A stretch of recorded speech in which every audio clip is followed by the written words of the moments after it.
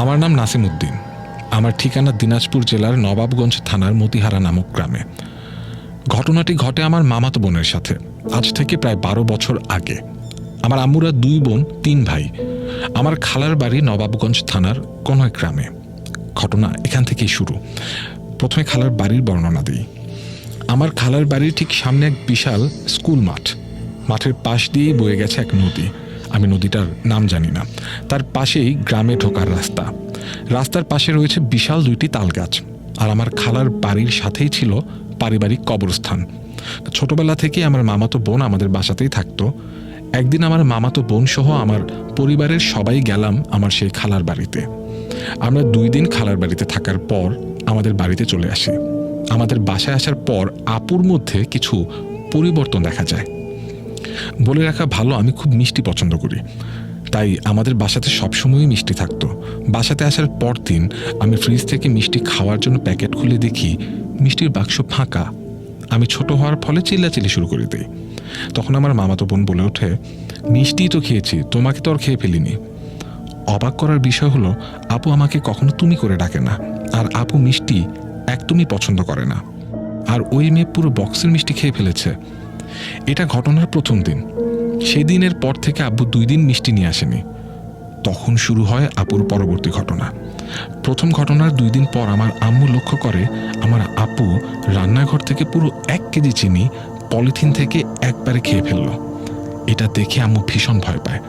তখন আম্মু আপুকে কিছুই বলে না।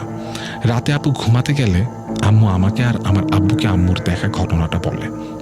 আর বলে রাখি, আমি ছোট হয় আমি, আম্মু আর আব্বু এক রুমে থাকতাম। আমার নিজের বোন আর আমার মামাতো বোন আলাদা রুমে থাকতো। আমার নিজের আপু আমার থেকে মাত্র 2.5 বছরের বড়, তাই বলাই যায় আমার নিজের আপুও খুব বড় না। 2 আপুকে চেনার সুবিধার্থে আমার মামাতো বোনকে বড় আপু আর আমার নিজের বোনকে ছোট আপু বলেই সম্বোধন করতাম। ঘটনায় ফিরে আসা যাক। সেদিন রাতে আমার ছোট আপু হঠাৎ করে চিৎকার করে ওঠে। শব্দ শুনে আপুদের রুমে যাওয়ার পর যা দেখি আমরা, তাতে সবাই অবাক হয়ে যায়। আমরা দেখতে পাই বড় আপু নিজের হাতে নিজেই কামড় দিয়ে রক্ত বের করে খাচ্ছে। এই ঘটনা দেখে আব্বু বড় আপুকে আটকানোর চেষ্টা করে। আমার আব্বু বাংলাদেশ সেনাবাহিনীর অবসরপ্রাপ্ত একজন সৈনিক। আব্বুর সাহসিকতার পরিচয় অনেকবারই পেয়েছি, কিন্তু অবাক করার বিষয়, আব্বু বড় আপুর বাম হাত তার মুখের কাছ থেকে সরিয়ে নিয়ে আসতে পারছিল না। বড় আপু তার ডান হাত দিয়ে আব্বুকে কন্ট্রোল করছিল। আব্বু অনেক চেষ্টার পর সফল হন। আব্বু সহ আমরা সবাই বুঝতে পারি এটা অলৌকিক কিছুর কাজ। তাই আব্বু পাশের মসজিদের ইমামকে ডেকে পাঠান। তিনি বড় আপুর শরীরে জিনকে ভর করান। ইমাম সাহেব সালাম দিয়ে জানতে চান, কি চান আপনি, কেন ছোট মেয়েটাকে কষ্ট দিচ্ছেন? উত্তরে বড় আপু ভারী কণ্ঠে বলে, আমি মিষ্টি খাবো। ইমাম আবার প্রশ্ন করে, থাকেন কই আপনি? উত্তরে আবার বড় আপু ভারী কণ্ঠে বলে, আমি মিষ্টি খাবো। বারবার প্রশ্ন করলে তার জবাব একটাই। শেষে ইমাম বলে, মিষ্টি খাওয়া হইলে বলবেন তো সব কিছু? আপু ভারী কণ্ঠে বলল, হ্যাঁ। তখন রাত 2টা বাজে। এত রাতে বাজার বন্ধ, তবে আমার এক বড় ভাই মিষ্টির কারিগর। তাকে আব্বু কল দিয়ে 2 কেজি মিষ্টি নিয়ে আসতে বলেন। মিষ্টি আনার পর আপুর সামনে মিষ্টি রাখা হলে বড় আপু একটা হাসি দেয়। তারপর আমরা কিছু বুঝে ওঠার আগেই 5-7 মিনিটের মধ্যে 2 কেজি মিষ্টি খেয়ে ফেলে। আমরা রীতিমতো অবাক হচ্ছি, কিভাবে সম্ভব? তারপর ইমাম তার প্রশ্ন শুরু করেন, কই থেকে আসছেন আপনি?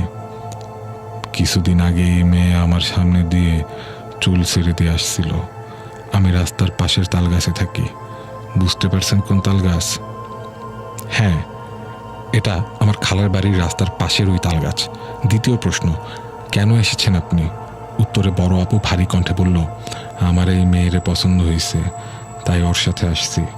ইমাম সাহেব চেষ্টা করছিলেন কিভাবে তাকে তাড়ানো যায়, কিন্তু ওই জিন রাজি হচ্ছিল না। এক পর্যায়ে জিনটি আরও 3 কেজি মিষ্টি চেয়ে বসে। আব্বু রাজি হয়ে যায়। তারপর জিনটি বাসার পাশের আম গাছের বড় একটা ডাল ভেঙে চলে যায়। ঘটনাটি এখানেও শেষ হয়নি। কিছুদিন পর বড় আপু আম্মুকে বলে, ফুপি, আমি না স্বপ্নে নামাজ শিখতেছি, কুরআন শরীফ তেলাওয়াত করতেছি। তারপর থেকে রেগুলার বড় আপুর শরীরে ওই জিন ভর করত। সবাই এই বিষয়টির সাথে ইউজড হয়ে গেল, কিন্তু তার অত্যাচার বাড়তেই থাকে। আগের ঘটনার 1 মাস পর বড় আপু আম্মুকে বলে, ফুপি, খিদা লাগছে। তাই আম্মু ওর জন্য নাস্তা বানাতে যায়। এসে দেখে বড় আপু ঘুমিয়ে পড়েছে। তাই আর আম্মু বড় আপুকে ডাকেনি। প্রায় 1 ঘন্টা পর বড় আপু ঘুম থেকে ওঠে। আম্মু আপুকে খেতে বললে আপু বলে আমি তো খেয়েছি। তখন আম্মু ভীষণ অবাক হয়ে যায়। আম্মু বলে কখন খেলি? বড় আপু তখন সব বলতে শুরু করলো। আমি দেখি একটা ছেলে আর একটা মেয়ে আমার সামনে আসে। প্রত্যেক দিন যে ছেলেটা আমাকে কোরআন শরীফ শেখাতো ওই ছেলেটা, আর মেয়েটা নাকি তার বোন। সে আমাকে নিতে এসেছিল। তাদের শহরে কার যেন বিয়ে। কিন্তু অবাক করার ব্যাপার হলো তারা উঠতে পারে। আমাকে পাহাড়, পর্বত, নদী, সমুদ্র পার করে এক অচেনা জায়গায় উড়িয়ে নিয়ে গেল। সেখানে অনেক লোকজন, সবাই খাচ্ছে, আনন্দ করছে। তারপর ওই ছেলেই আমাকে খাইয়ে দিল। আমি অনেক খেয়েছি। তারপরও একজন কেন জানি বলল, তোমরা মানুষরা এত কম খাও কেন? কথাটা আমাকে ভাবিয়ে তোলে। আম্মু তখন বলে, ওঠ, তুই স্বপ্ন দেখছিলি। বড় আপুও ভাবে তাই। আম্মু ঘটনাটি আব্বুর সাথে শেয়ার করে। আব্বু তখন বড় কবিরাজ ডাকে। তাকে পুরো ঘটনা বললে তিনি বলেন বড় আপুকে জিনে ধরেছে, আর ওই জিন আপুকে ওদের দেশে নিয়ে যেতে চায়। তিনি কিছু পানি পড়া, তেল পড়া দিয়ে যান, কিন্তু কোনো ইমপ্রুভমেন্ট হয় না। তারপর ওই কবিরাজকে আবার ডাকা হয়। তিনি জিনকে হাজির করেন, তাকে বড় আপুকে ছেড়ে দিতে বলেন, কিন্তু সে রাজি হয় না। এমন সময় আমার মামা জিনকে উদ্দেশ্য করে বলে, এগুলো নাটক, আমার সাথে করে দেখিস। তখন জিনটি ক্ষিপ্ত হয়ে মামাকে উদ্দেশ্য করে বলে, তুই আজকে রাত 1টার সময় শুধু চোখটা খুলে রাখিস। মামাও বলে আচ্ছা। তারপর জিনটি কবিরাজকে উদ্দেশ্য করে বলে, হুজুর, আপনি আমাকে তাড়াতে পারবেন না, আমি এই মেয়ের ক্ষতি করব না বলে চলে যায়। মামা সেই রাতে অনেক ঘুমানোর চেষ্টা করেন, কিন্তু ঘুমাতে পারেন না। চোখ বন্ধ করে রাখেন। ঠিক রাত 1টার সময় মামার চোখ খুলে যায়।